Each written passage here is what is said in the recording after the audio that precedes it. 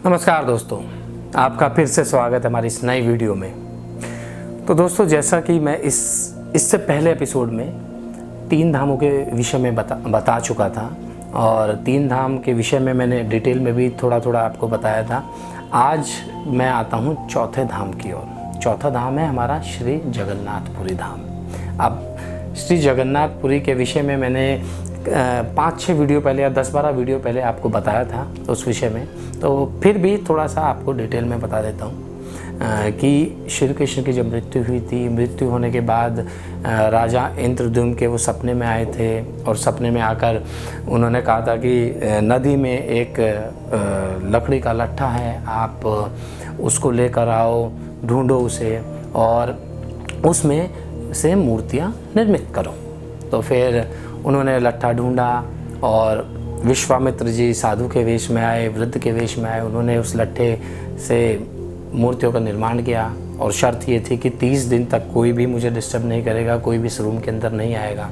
परंतु कारणवश 30वें दिन राजा ने उस रूम का द्वार खोल दिया और वो अदृश्य हो गए विश्वामित्र जी। जो लट्ठे में मूर्तियाँ अधूरी हुई थी, उन मूर्तियों को ही ऐसा का ऐसा ही स्थापित कर दिया गया और जगन्नाथपुरी में उनका मंदिर विस्थापित कर दिया गया।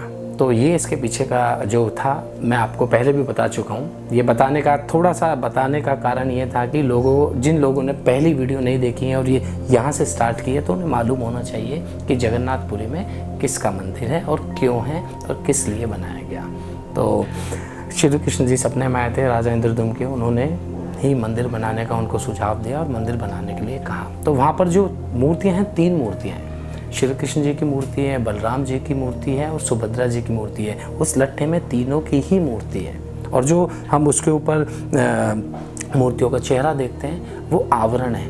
मूर्तियाँ लट्ठे के अंदर बनी हुई हैं, लट्ठे के ऊपर बनी हुई हैं और उसके ऊपर वो आवरण है, जो कि आवरण हर 12 वर्ष में चेंज होता है।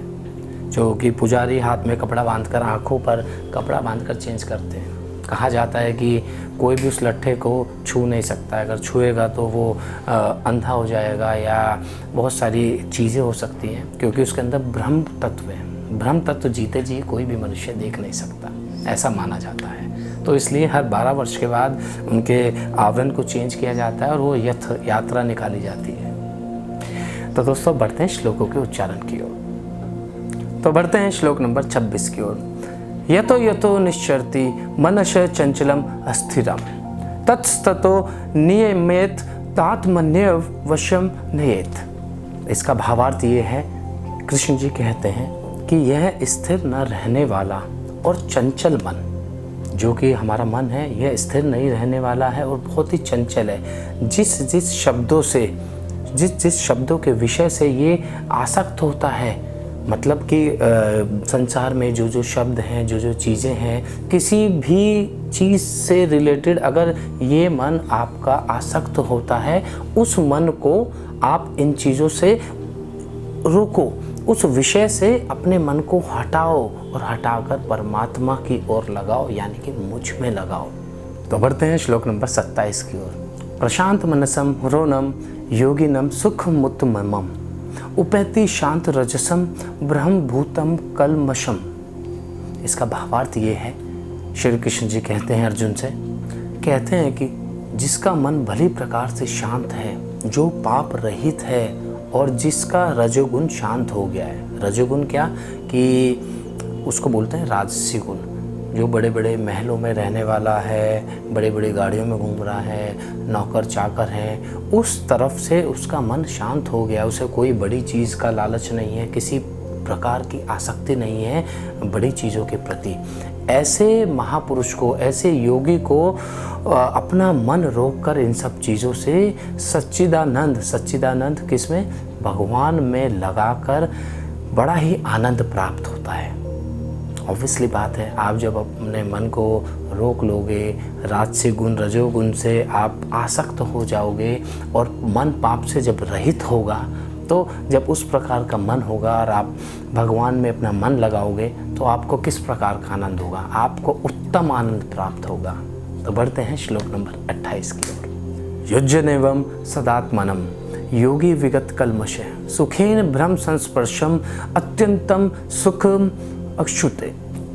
इसका भावार्थ ये है, कृष्ण जी कहते हैं कि जो मनुष्य, जो योगी अपने मन को कंट्रोल कर इस प्रकार निरंतर अपनी आत्मा को परमात्मा में लगाता है, आत्मा मतलब जब मन शुद्ध हो गया तो सीधा आत्मा से बात कर रहा है ना, मनुष्य अपनी आत्मा को जान चुका है, तो अपनी आत्मा को परमात्मा में लगाता है तो वो सुखपूर्वक, बहुत खुशी और सुख से पूर्वक उस आनंद को, परम आनंद का अनुभव करता है।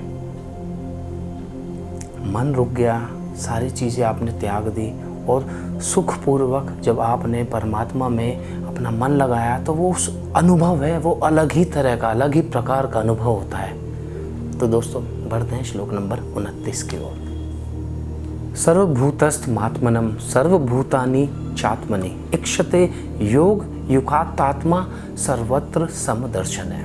इसका भावार्थ ये है कि सर्वव्यापी अनंत चेतन में एकाकी भाव से स्थित रूप से योग युक्त आत्मा वाला तथा सब में समान भाव देखने वाला योगी संपूर्ण भूतों में स्थित और संपूर्ण भूतों को आत्मा में कल्पित देखता है। अब इसका तात्पर्य समझा देता हूँ। इससे पहले श्लोकों का जो तात्पर्य था बड़ा सिंपल था, वो भावार्थ में ही मैंने आपको समझा दिया और आप समझ भी गए होंगे, परंतु इसका जो तात्पर्य थोड़ा सा कठिन है, हिंदी कठिन थी इसमें। तो इसका तात्पर्य यह है कि समस्त चीज़ों में समान भाव रखने वाला योगी सभी चीज़ों को एक ही प्रकार से देखता है। जैसे कोई जीव हुआ, कोई मनुष्य हुआ या रिश्तेदार हुआ, ताऊ हुआ, चाचा हुआ, भाई हुआ, बहन हुआ, माता हुए, पिता हुए, चाचा हुए, या कोई भी मनुष्य हुआ या कोई भी जीव हुआ, सबको एक ही भाव से देखता है क्योंकि उसने अपनी आत्मा को पहचान लिया है और सभी के अंदर उस आत्मा परमात्मा को देखता है वो योगी पुरुष। तो वो एकाकी भाव से ही सभी के अंदर परमात्मा का स्वरूप देखता है। तो इस प्रकार का योगी संपूर्ण भूतों में, भूतों मतलब जितने भी लोग हैं, जितने भी जीव हैं या कुछ भी चीज़ है संसार में विद्यमान, सभी के अंदर परमात्मा का स्वरूप देखता है। तो दोस्तों आज के लिए श्लोकों का उच्चारण इतना ही। अपना प्यार ऐसे ही बनाए रखिए, अपने दोस्तों में शेयर कीजिए वीडियो, परिवार वालों से इस विषय में बात करिए और जहाँ जहाँ आप ये वीडियो या श्लोकों का उच्चारण आप पहुँचा सकते हैं, लोगों से शेयर कर सकते हैं, तो हमारे धर्म के लिए, आपके धर्म के लिए बड़ा ही अच्छा होगा। और जो लोग इसे सुनेंगे, गहराई में जाएंगे, हमारे दुनिया में जितने लोग हैं, हमारे आसपास जितने लोग हैं, वो इन चीज़ों से बहुत कुछ सीखेंगे और वो जब सीखेंगे तो वो उस चीज़ को लागू भी करेंगे अपनी लाइफ में। अब लागू करेंगे तो हमारे समाज में एक अच्छे विचारों की उत्पत्ति होगी, लोग अच्छी चीज़ें करेंगे। तो दोस्तों मिलेंगे अगली वीडियो में नए श्लोकों के उच्चारण के साथ। तब तक के लिए राधे राधे।